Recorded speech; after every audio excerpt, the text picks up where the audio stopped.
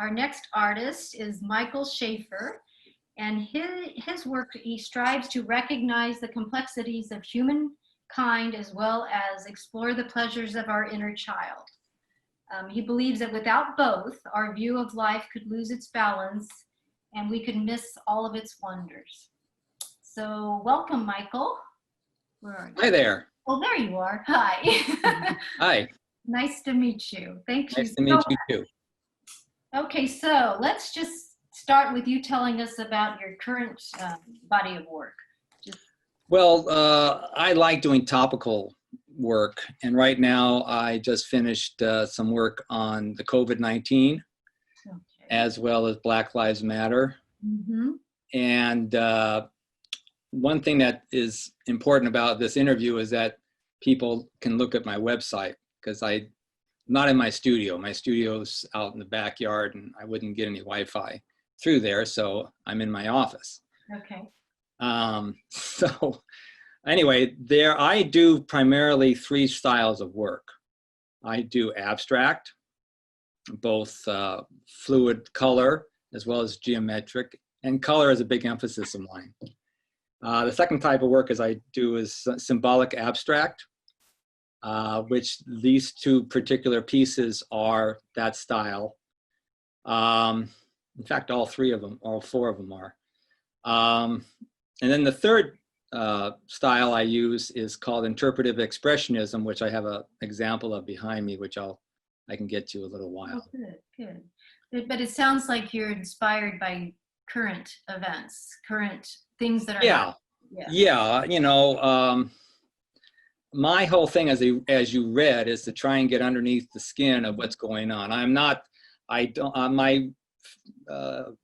My influences are Moreau, Dali, all these kind of things that are more subconscious, I guess you might say, in how we see the world. So many of my pictures have themes that are topical or dreamlike or strictly abstract. So I am more interested in how you see the piece necessarily than what I'm representing to you. Yeah. Well, the artists, area artists that you speak with, they want to know what you see, or at least when I've had the opportunity and the pleasure of speaking with artists, they want to know what I see, and then maybe they would tell me, you know, what they really meant by it, or if I'm anywhere close, or just wanting to learn, or wanting us, I'm not articulating this very well, but wanting to have it speak to us, you know, your work speak to us. Yeah. Well, I think, like I say, one of the pieces is called Stirred and Shaken, which is about COVID. And it has, on one side, it has a split face balancing on a structure that is kind of collapsing. And in the face, there is a healthy face, and in the middle is a red part of it, which is symbolizing blood. And then the other part is gray, symbolizing somebody sick. And then on the other side of the painting is a hill that has like little steps. And on top of that is a figure that's a triangle that's red and is symbolizing the virus. So like I say, it's symbolic abstract. Yeah. And once you see it and once you understand what it's about, it speaks a lot of volume to everybody. Is that on your website? All this stuff is on my website, which is... Because I looked at your website and I saw that piece. I mean, it's the very first piece that you see. Very heavy. And in fact, just to toot my own horn, I've been in a group show in Paris where that piece. I was going to ask you that. Yeah, that one, and another one which is also symbolic abstract, which is called Prairie Dance, which are these kind of scarecrow figures, you know, dancing on a plane. And so those are two examples of the abstract symbolism that I do. Now, if I can show you another style of mine. Yes. Perfect. I will move over here, and you can hopefully see that. Yeah. Oh, wow. a little glary. Anyway, how is that? Yeah. Okay. Let's put this Yeah. So anyway, as you can see here, this photo is of Che Guevara. Oh, yeah. Yeah. Okay. Mm-hmm. And what I've done is I've done interpretive expressionism, as I call it, and came up with this beach, which is a little too glary there. Wow. So anyway, this is also featured on the website, but this is the type of work that I do, is I create a sort of a new world of a image that was already there. Right. I also have a very powerful picture of a Holocaust. I went to Greece. Whoops! I went to Greece and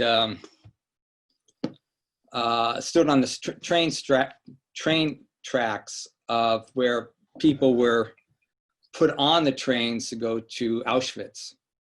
Oh, And so I found a picture of, and again, it's on the website, of these three women in this car, this train car that had all this barbed wire and everything. And so I focused in on one particular figure, and that picture is called Fatal Transport. Oh, wow. And so, like I say, I am not somebody who really is trying to please you with decorative stuff for anything else. My main goal is to get a reaction from you. Whether you can see some of my pictures that I use tile with are very humorous. You know, they're kind of like I said, like Miro. They have different themes. One is called Three Goldilocks and the Three Bears at the Beach. And there's some other ones that are very comical and funny. Yeah.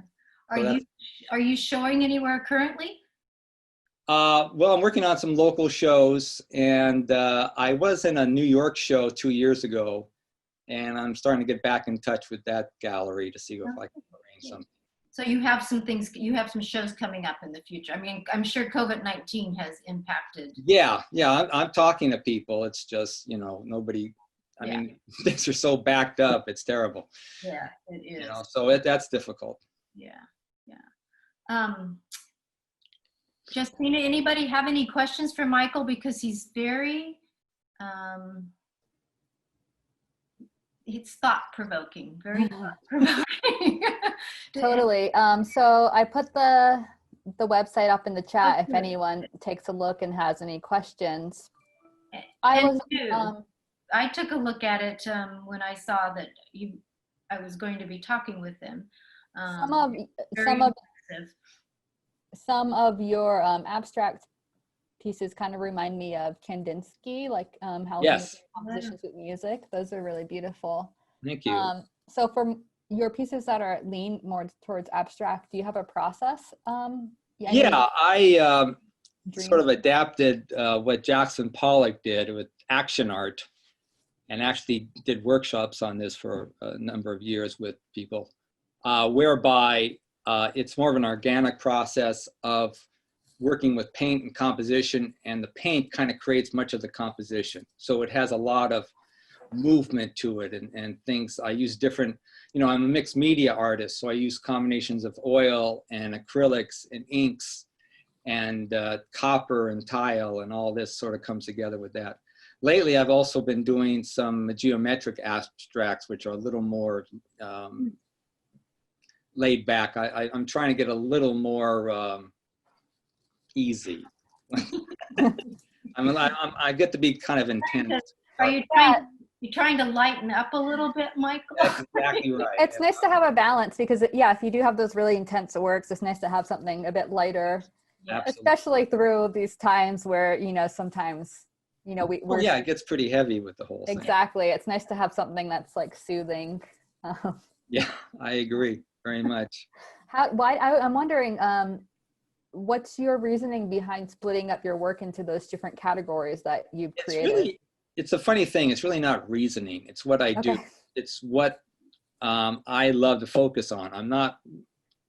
I get bored doing one type of style. and I don't want to be pigeonholed for one type of style. Abstract is one process. I find it to be a lot of fun and spontaneous. The symbolic abstract is still abstract, but it has to be childlike. It has to be dreamlike. It has to somehow have some symbolism to them with a message. And the interpretive one is really the original one that I started with, where I used to take photographs, black and white photographs. And if you look at a lot of my early work, they're all interpretations of photographs, which I still do, and which I find I can make the most impactful pieces in terms of when people see a photo versus the interpretation of the photo. As you just saw with Che Guevara, it's very impactful as far as where that interpretation is going. For your symbolic abstracts that are more dreamlike, do you actually pull from your own dreams, or is it more like day? Cool. Absolutely. A lot of people can't remember their dreams, so that's well. You know, it's funny. I read that in your last 15 minutes of dreaming is when you can have the best possibilities of you know, kind of remembering anything. And I try and it's a mental thing. Sometimes it works, sometimes it doesn't. But I try and remember was it a hill? Was I flying? Whatever it was, you know, what's happening. And I try and, you know, when I can, do a sketch with that will lead to something. But many times I just play, and I get these symbolic characters that I turn into to have some meaning to them, along with the backgrounds and how all this landscape comes together. That was a great question, Justina. That was a great question. Well, yeah, you know, I'm always like, I have recurring themes in my dreams, and sometimes I think, you know, I should write about that, or I should do some art about it, but I haven't. And like, that's the thing, it just escapes your mind. So I'm wondering, do you have like a sketchbook next to your bed or a notepad? How do you capture those when they're still fresh in your mind? I just try and keep them in my head, and then just, yes, I don't immediately go to a sketch pad, but maybe 3 or 4 hours later I do. And, yeah, you know, something happens, something comes out from that dream or something similar to give me an idea of some type of figures or theme. Cool. Yeah, I think the more you, at least in my experience, the more I try to think of my dreams and remember them, the more I do. So I think, you know, it's a good mental exercise to try and do that, for sure. Well, it's definitely resulted in some really cool, intriguing artwork. So thank you. Good job on that. Well, like I say, I find that I get, especially with the bigger markets, I get more interest from people who don't see the average decorative thing, and they want to have some sort of impact for their customers. And so it's coming along. I'm quite colorful, and like I say, I'm trying to back off a little bit from that and have a little more lighter palette. But still, I encourage people to take a look at my website, and I do divide it into the various types of art that I do. There's an abstract section, there's a figurative section, there's a abstract symbolism section. So yeah, there's a lot of different styles from you to choose from. So please check out Michael's website. I put it up in the chat. So we're coming to the end of your time. Is there anywhere else that people can find you besides on your website? Are you on social media? Yes, I am on Facebook. I do run commentary about my work on Facebook, and also on the website I do have many blogs about selected work as well. So I try and make the website as comprehensive as I can, with different philosophies and discussions and things of that nature. I'm not one to just say, well, I was walking along and I saw this scene, so I took a photo and I made the scene. Yeah. So you'll see on my posts on that and Facebook that I sort of delve into the different subjects of the paintings. That's really great. So you can dive deeper into Michael's work and take a look at his visual art and his writings at his website, schafferart.com. Thank you so much, Michael. You're welcome. Thank you.